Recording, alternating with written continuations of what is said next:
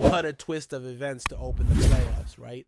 Boston came into this postseason riding high, full of confidence, healthy roster, top-tier chemistry, and then, boom, a gut punch. All it took was one aggressive play, one high-flying dunk attempt, and now the team finds itself facing Game 2 without its top star. That's the kind of shift that shakes up not only strategies, but the very tone of a playoff series. The player who had been rock solid throughout the season, rarely missing time and always showing up when it mattered, is now listed as doubtful. And let's be honest, doubtful this time around feels more like a probably not. What makes it worse is that this could be the very first playoff game he misses in his entire career.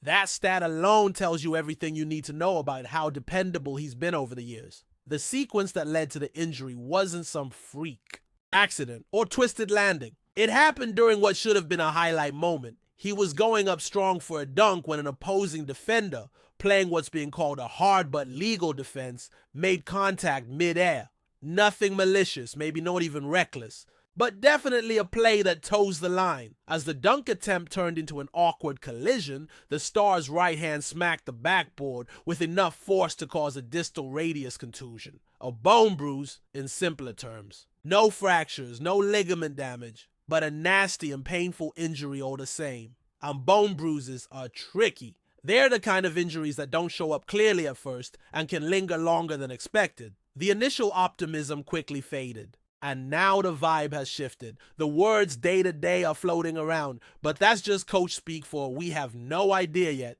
This puts a lot of pressure on the supporting cast. And let's be clear, Boston's supporting cast isn't just a group of bench warmers. This is one of the deepest teams in the league. But still, when you lose your franchise guy, your MVP candidate, everything changes. Suddenly, every shot, every possession, every decision has a different weight. In Game 1, we already saw who's ready to carry some of that load.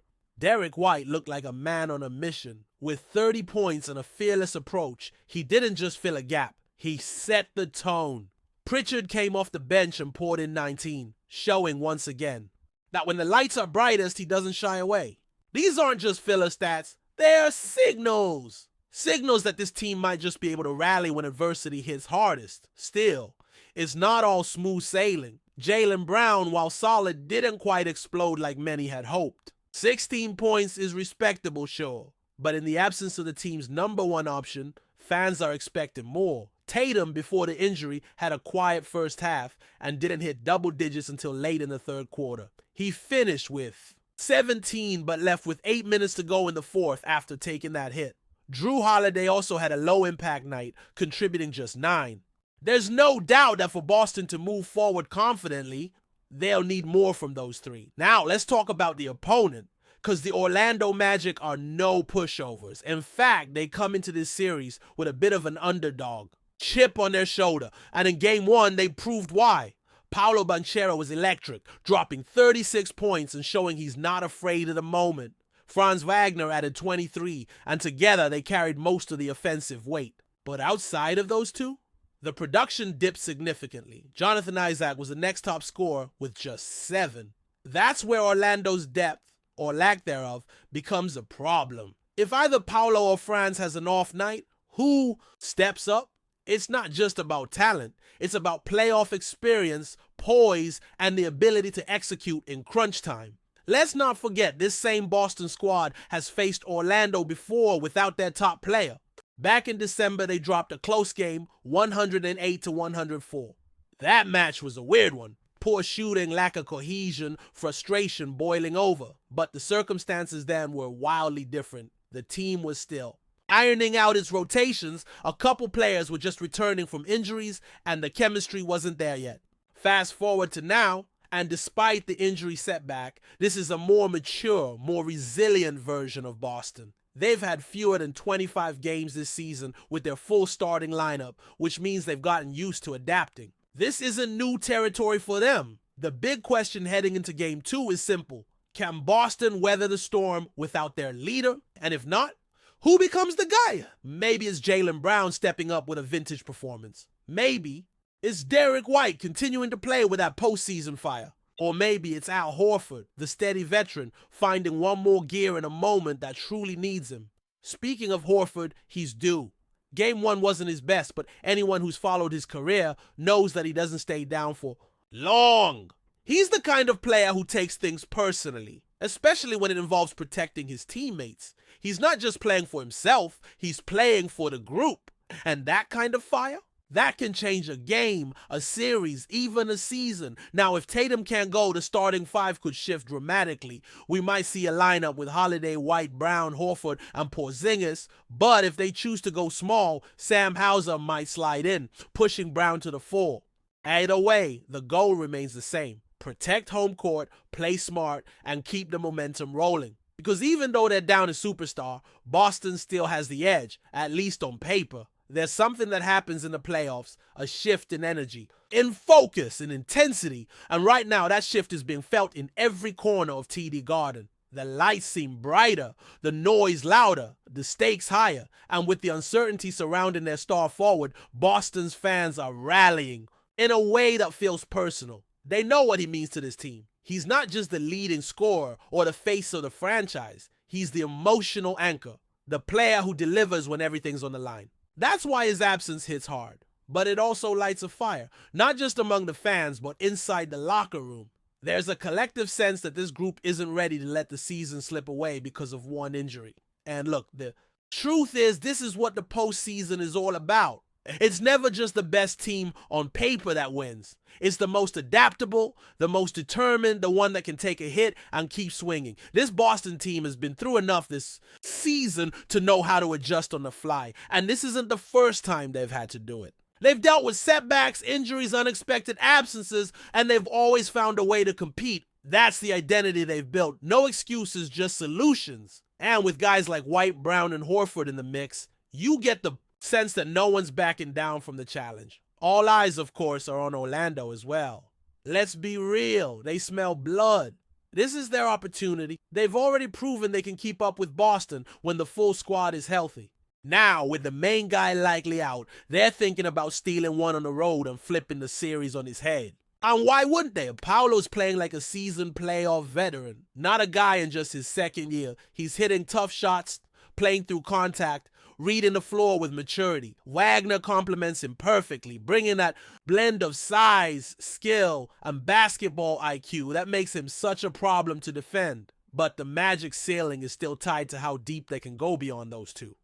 There's not much scoring off the bench, there's not much veteran playoff experience in the locker room, and without players like Jalen Suggs or Franz Wagner's older brother, who would have brought both defensive grit and playmaking, they're a little too reliant on just 2 or 3 guys to carry the load. That worked in Game 1, sure, but it's a risky formula across a 7-game series, especially when the team across from you can plug in guys like Pritchard, who casually drops almost 20 from the bench, or Porzingis, who hasn't even peaked in this series yet, but is more than capable of putting up a 25-point night at any moment. The matchup chess is going to be fascinating in Game 2. If Boston decides to go big, that could limit Orlando's ability to run in transition, something they rely on heavily. But if they go small and rely more on perimeter shooting, the question becomes whether they can withstand Orlando's physical interior presence. That's where a guy like Horford becomes essential. He doesn't just defend, he communicates. He keeps the unit organized, and his ability to stretch the floor on offense forces opposing bigs to make uncomfortable decisions. One of the overlooked factors here is mindset.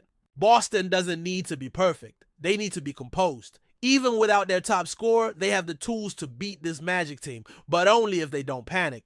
That means taking care of the ball, staying disciplined on defense, and not settling for contested jumpers early in the shot clock. This is where coaching makes a difference. This is where the depth of the roster pays off. And this is where leaders like Jaylen Brown need to elevate not just their game, but their presence. He's been vocal all year about wanting more responsibility, about being ready for the moment. Well, the moment is here. The lights are on. It's his time. And what about the fans? This city lives and breathes basketball. You can feel it walking down Causeway Street on game day. You can feel it in the roar when the team comes out for warm-ups. And you can feel it now more than ever as they prepare to go into battle without their main guy.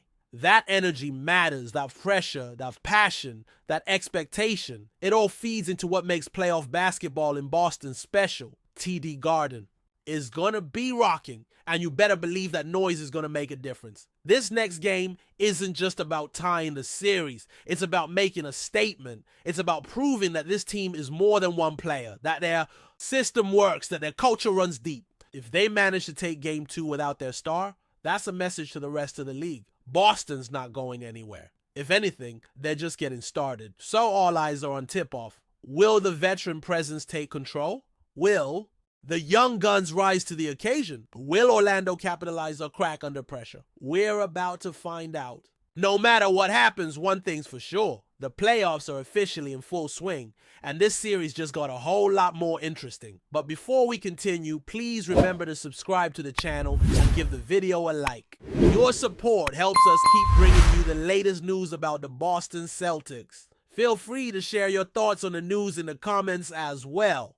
Boston Celtics head coach Joe Mazzulla recently made a striking statement, revealing that there is a player in the locker room negatively influencing the team's dynamic. The comment has stirred both intrigue and concern among Celtics fans and analysts alike as the team navigates through a crucial period of the season. While Mazzulla did not disclose the identity of the player in question, his remarks suggest a deeper issue within the squad that could have significant repercussions for the team's cohesion and overall performance. In the high-stakes environment of the NBA, the mental and emotional health of a team is just as critical as its physical readiness. A disruptive influence in the locker room can derail even the most talented squads. And Mazzulla's comment raises questions about the internal dynamics of the Celtics. The team, which has been one of the strongest contenders in recent years, is currently facing mounting pressure to perform at a championship level. Disruptions off the court could be as damaging as any injury or tactical misstep. Mazzulla's choice to address the issue publicly reflects a level of transparency that fans and media rarely see. It also signals that the coach is unwilling to tolerate any behavior that could harm the team's unity. Leadership in the NBA is not only about X's and O's, but about maintaining a healthy culture where players feel supported and motivated to perform their best. The Celtics have shown flashes of brilliance this season, but consistency remains elusive. And Mazzulla's comments suggest that the internal environment may be contributing to their struggles. While the identity of the player remains unclear, speculations abound. The Celtics have a roster filled with stars and high expectations, and it's no surprise that tensions can sometimes rise. However, Mazzulla's comments might indicate a player whose attitude or behavior is negatively impacting the collective mindset of the team. Whether it's a matter of individual selfishness, internal conflicts, or something else entirely, the situation demands attention. The timing of this revelation is critical. With the postseason approaching, the Celtics can ill afford distractions that could undermine their championship aspirations. If Mazzulla is able to identify and address the source of this disruption swiftly, the team can refocus and unite behind their shared goal. However, if the issue persists, it could serve as a wedge that ultimately limits their potential. As the Celtics work to resolve this internal challenge, all eyes will be on how the team responds both on and off the court.